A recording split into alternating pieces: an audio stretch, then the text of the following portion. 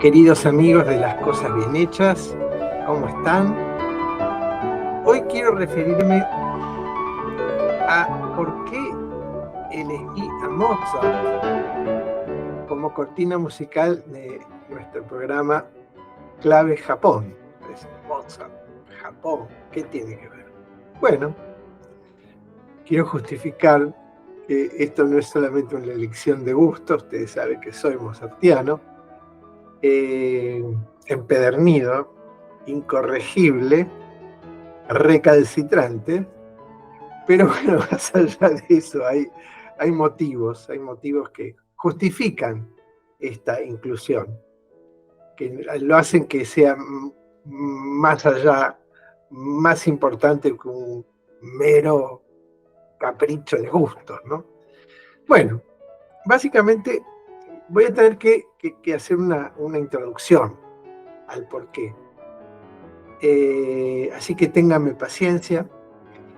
Karl Jaspers, el pensador alemán del siglo pasado, describió una era axial en la humanidad, en la historia de la humanidad, en la cual se produce un cambio muy, muy fuerte, y aparece el hombre y la sociedad ya como la conocemos hoy. Él lo ubica entre los años 800 a.C. y 200 a.C. Y una de las figuras más notables de esta, son muchas, pero bueno, las figuras que son señeras, ¿no?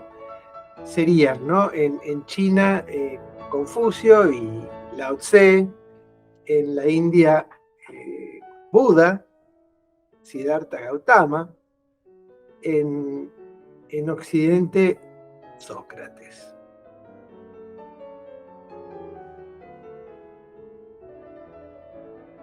Platón y Aristóteles, por supuesto. Entonces acá es donde empieza a aparecer la necesidad de crear un puente entre civilizaciones que a partir de esa era axial empezaron a separarse muy, muy notablemente. Especialmente lo que es el Lejano Oriente, India y el Lejano Oriente, con el budismo, confucianismo, taoísmo, y el Occidente con el pensamiento racional, que queda fundado por Sócrates, Platón y Aristóteles, digamos. En el pensamiento occidental se le dio importancia suprema a la limpieza del razonamiento, la pureza de la argumentación, la pureza del silogismo. Hasta se estudiaron las falacias que pueden hacer que un silogismo tenga la apariencia de una concatenación lógica, pero con vicios que lo invalidan. En cambio, el Occidente, especialmente el de Buda, el Oriente, ¿no? Especialmente el de Buda, se pensó en todo lo contrario. Trabajó en el no pensamiento, trabajó en cultivar la nada como gran cosa. Esto es un pensamiento muy, muy indio, muy, muy indio. Tanto es así que los indios fueron los que inventaron el cero. O sea, si nosotros hoy tenemos la matemática avanzada que tenemos, fue porque un día los indios descubrieron el cero, porque tenían noción de la nada, del no, de la carencia, del no, ¿cierto? Y lo pusieron en una idea, en una simbología. Y después los árabes lo trajeron acá, lo trajeron para Occidente, pero bueno, es de origen indio. Bueno, entonces acá tenemos dos cosas, ¿no? Entonces tenemos un abismo entre estas dos direcciones que tomó el mundo a partir de la era axial, la dirección occidental, bien racionalista, individualista, antropocéntrica, y la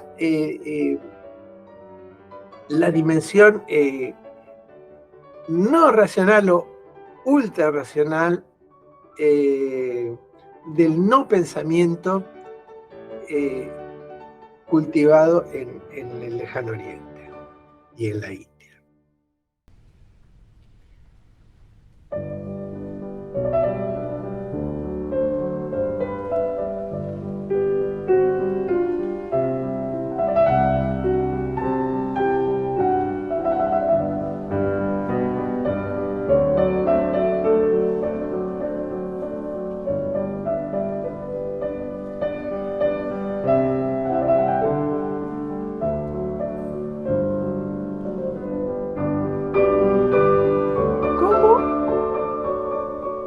Hacemos para hacer un puente para cruzar este abismo? Porque este abismo está. Nosotros seguimos pensando, parados, todo lo que hacemos, pensamos, está parado sobre el principio de no contradicción, ¿no? Y justamente la contradicción es materia diaria del taoísta, ¿no? El yin y el yang complementándose. ¿Cómo hacemos? Bueno, ahí es donde aparece Mozart. Porque Mozart nos da un camino, por muchos motivos, pero vamos primero a este puente, ¿no es cierto? Él nos da, en el siglo XVIII, al final del siglo XVIII, etapa en que Mozart alcanza su madurez creativa, aparece, se instala una nueva manera de hacer música, que fue lo que se llamó el estilo clásico. A la época esa de la música se la llama época clásica. Y es clásica porque es nueva y sentó las bases de todo lo que iba a seguir después. Y esto generó un lenguaje. Un lenguaje, es el lenguaje clásico. El lenguaje clásico es un lenguaje que está construido, el lenguaje musical, pero que está construido sobre las reglas del lenguaje hablado, del lenguaje normal, común. Entonces, cuando nosotros escuchamos una obra de la época clásica,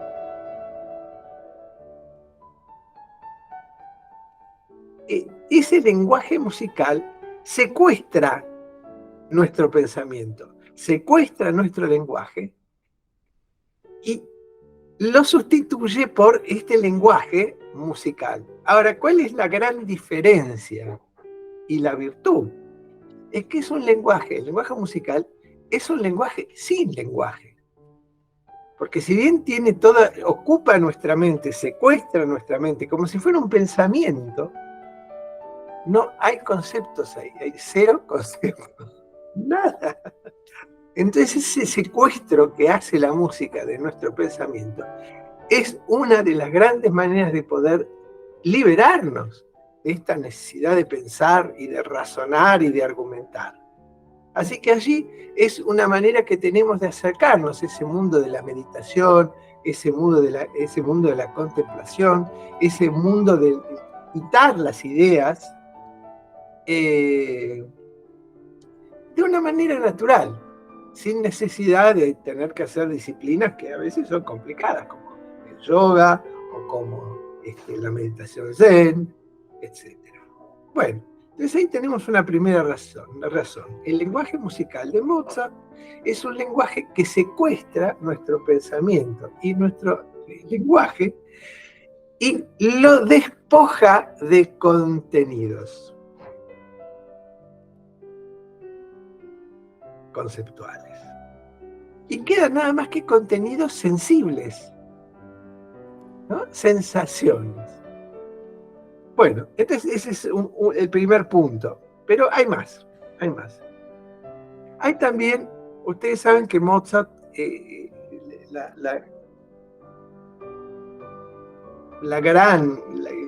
gran lugar donde desarrolló su mejor talento fue en la música, en la ópera, o sea, en el teatro musical, en el usar este lenguaje nuevo para describir cosas en música, cosas, personas en música. Entonces, a través de esta asociación entre lo que es una acción escénica y lo que es la acción musical, podemos obtener algunas pistas, ¿no? de su pensamiento musical. Y de ahí podemos sacar ciertas dimensiones de la música de él, que yo las describo de la siguiente manera. Una dimensión afectiva. Una dimensión afectiva que es lo que Paolo Gallarati llama el mozartiano afecto por los hombres. Acá en el tratamiento que hace Mozart de sus personajes en las óperas es un tratamiento de enorme respeto, de enorme valoración, hasta de las personas que serían censurables, ¿no? Y les da siempre el lugar para que se justifiquen y para que incluso se puedan reformar. Esta es la dimensión afectiva, ¿no? El afecto en mozartiano, afecto por la humanidad. Después hay una dimensión mariana. Mariana en el sentido cristiano, ¿no? De la Virgen María, que implica esa dimensión de anonadamiento, de entrega, de servicio, la dimensión mariana. Después hay una dimensión pascual, una dimensión en la cual juega un papel esencial el perdón, y el perdón es el tema que va recorriendo las últimas 7 óperas.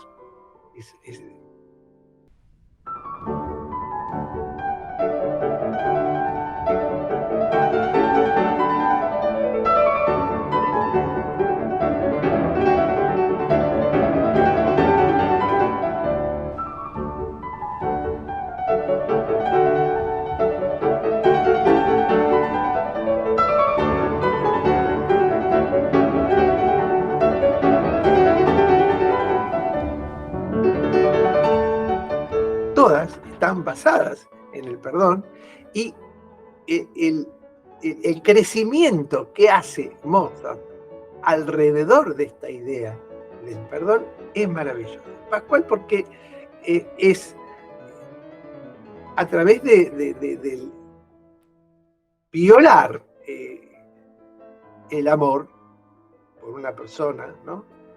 El perdón lo restituye el amor, lo resucita, porque el amor muere. Cuando alguien te hace una macana, el amor muere, se corta, se interrumpe algo, ¿no?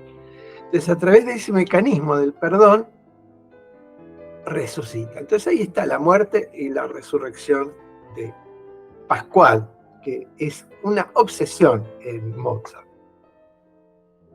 Así que bueno, y después por supuesto está la dimensión estética de la ética. La ética nosotros en Occidente la hemos despojado de contenidos estéticos y sensibles, y hemos transformado la ética en una cosa seca y una cosa antipática incluso, ¿no es cierto? Nada más que una mera obligación. Él conjuga, ¿no? La ética con la estética en una unidad. Y por supuesto esto implica también que en Mozart ocurre en enorme medida la coincidencia de los opuestos. Lo trágico con lo cómico, bueno, la ética con la estética, lo bueno con lo malo. Porque el ser humano tiene eso, ¿no? Tiene cosas buenas y tiene cosas malas. Tenemos.